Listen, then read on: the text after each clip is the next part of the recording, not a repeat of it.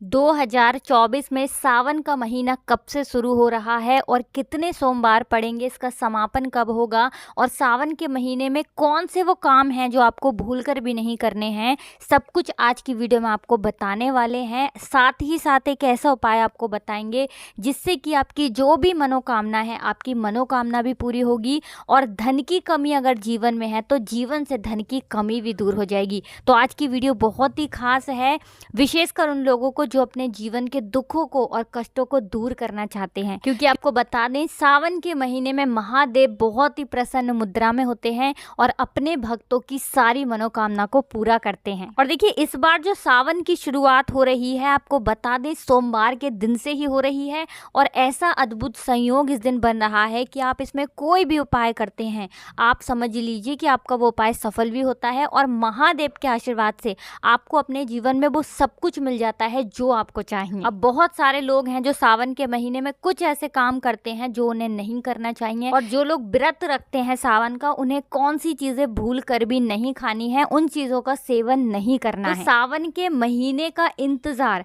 है ना, जितने भी महादेव के भक्त हैं वो सभी करते हैं, क्योंकि महादेव ही एक ऐसे देव हैं जो अपने भक्तों से सबसे जल्दी प्रसन्न हो जाते हैं और जरा सी पूजा से भी प्रसन्न हो जाते हैं। यही कारण है कि उनका एक नाम भोले बाबा भी है। वो इतने भोले हैं कि जरा सी पूजा से अपने भक्त को वो सब कुछ दे देते हैं जो उसके भाग्य में भी नहीं लिखा होता है। और सावन के महीने में महादेव पृथ्वी पर आते हैं और अपने भक्तों के घरों में वास करते हैं, अपने भक्तों के जीवन से दुखों को, कष्टों को दूर करते हैं। और महादेव का जो भक्त उनकी पूजा अर्चना पूरी सच्ची श्रद्धा से करता है, कुछ उपायों को करता है, उसके जीवन को सुख से बहुत जल्दी भर देते हैं। तो देखिए सावन के महीने में कोई एक दिन महत्वपूर्ण नहीं होता है, कोई एक दिन खास नहीं होता है। सावन के जितने भी दिन होते हैं सारे के सारे बहुत उत्तम होते हैं और जितने भी सोमवार होते हैं वो तो अपने आप में बहुत उत्तम होते हैं। तो सावन में पड़ने वाले जितने भी सोमवार होते हैं ऐसा समझिए कि ये आपके जीवन में चमत्कार का काम करते हैं और महादेव के आशीर्वाद से आप अपने जीवन में सब कुछ,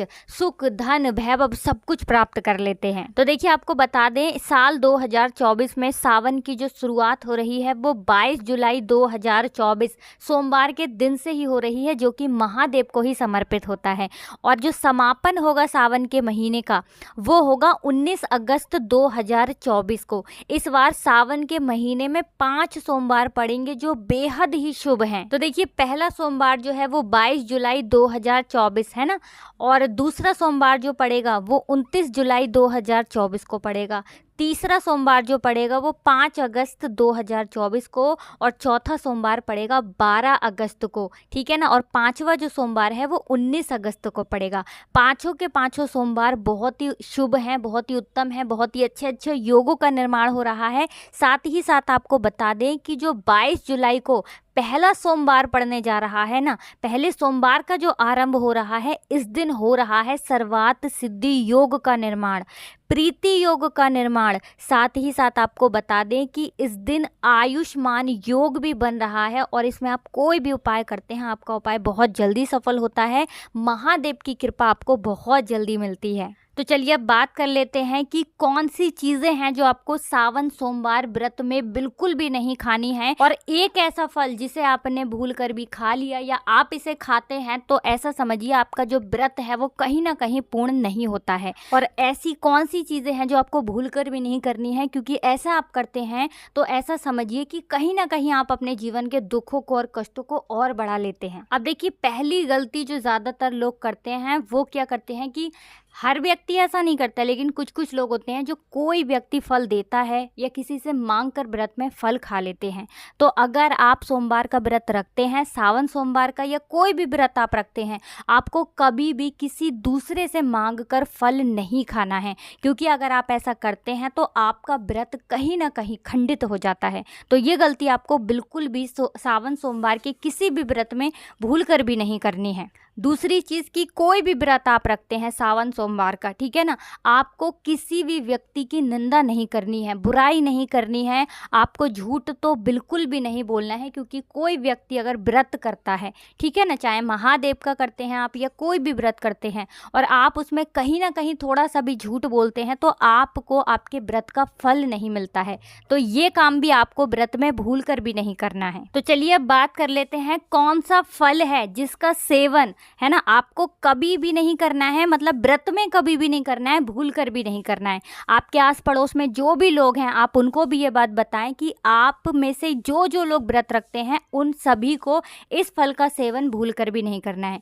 तो वो फल है नाशपाती। देखिए इसके नाम में ही नाश आ रहा है शुरू में, है ना, और ये कैसा शब्द होता है, ये शब्द अच्छा नहीं होता है।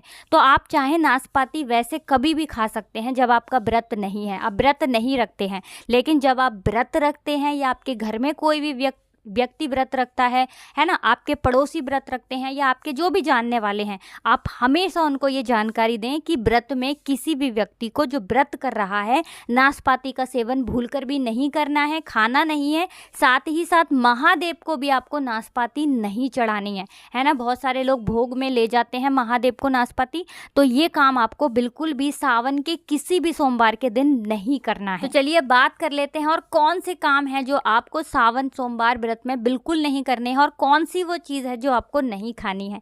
अब बहुत सारे लोग क्या करते हैं कि व्रत रखते हैं और कूटू का जो आटा आता है ना, तो उस आटे की पूड़ियाँ बनाकर पराठे बनाकर वो उसको खा लेते हैं। आपको बिल्कुल भी ऐसा नहीं करना है, क्योंकि लंबे समय से वो आटा रखा होता है, कूटू का जो आटा होता है ना। ऐसा नहीं कि सारा ही आटा एक जैसा होता है, लेकिन कभी कभी ऐसा होता है कि हम उसमें नहीं देख पाते हैं, उसमें घुन हो जाते हैं या कोई भी छोटे मोटे, है ना।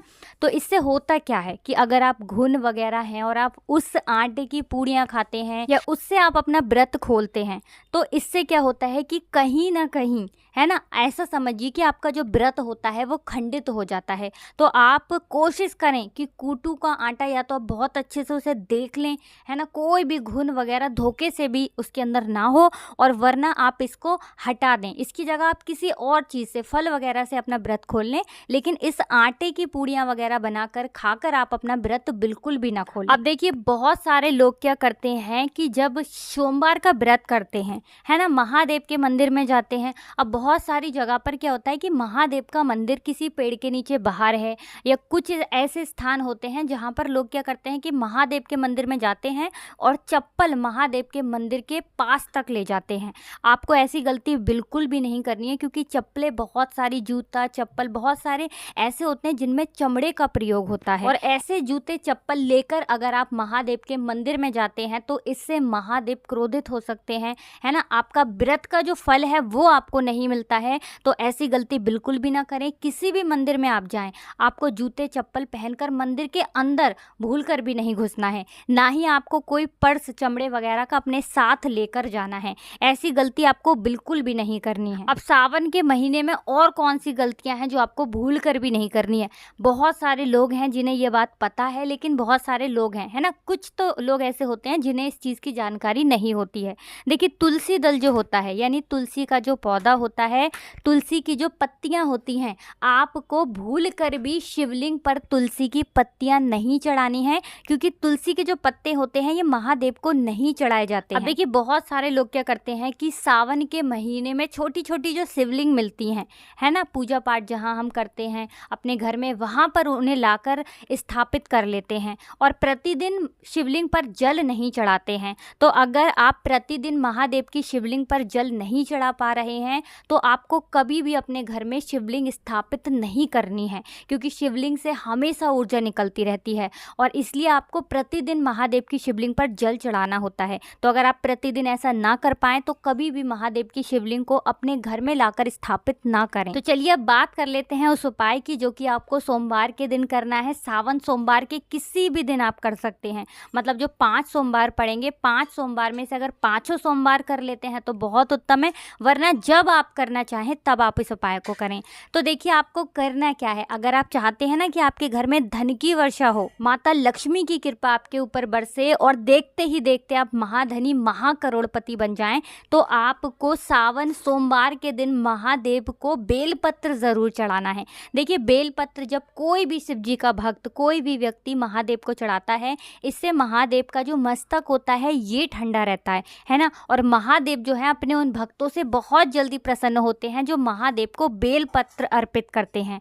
तो आप कोशिश करें कि सोमवार के दिन आप कोई उपाय करें या ना करें, है ना, ये एक उपाय आपको ज़रूर करना है। महादेव की शिवलिंग पर चाहे आप 5 बेलपत्र चढ़ाएं, चाहे 3 बेलपत्र चढ़ाएं, लेकिन आपको महादेव को बेलपत्र ज़रूर चढ़ाना चाहिए। अच्छा, बेलपत्र तो बहुत सारे लोग चढ़ाते हैं, उन्हें पता भी है, लेकिन गलती कहाँ कर देते हैं लोग। देखिए बहुत सारे लोग खंडित बेलपत्र जो होते हैं, जो पत्ते कटे फटे होते हैं ना, वो बेलपत्र महादेव को चढ़ा देते हैं। तो ऐसा आपको बिल्कुल भी नहीं करना है। खंडित बेलपत्र या कोई भी खंडित चीज़ हम पूजा में नहीं लेते हैं। तो कोशिश करें कि सावन के सोमवार के दिन या जिस दिन भी आप महादेव को बेलपत्र चढ़ाते हैं, आपको खंडित बेलपत्र भूल कर भी नहीं चढ़ाना है। तो धन की कमी अगर जीवन में बहुत ज़्यादा है, धन को लेकर परेशान रहते हैं, तिजोरी में आपकी पैसा नहीं आता है, फिजूल खर्ची बहुत ज़्यादा होती है, सावन सोमवार के दिन आप कोई उपाय करें ना करें, लेकिन महादेव को बेलपत्र ज़रूर अर्पित करें। तो देखिए आज की वीडियो में बहुत ही सरल, बहुत ही उत्तम उपाय आपको बताए हैं, साथ ही साथ कौन कौन से काम हैं जो आपको भूल कर भी नहीं करने हैं।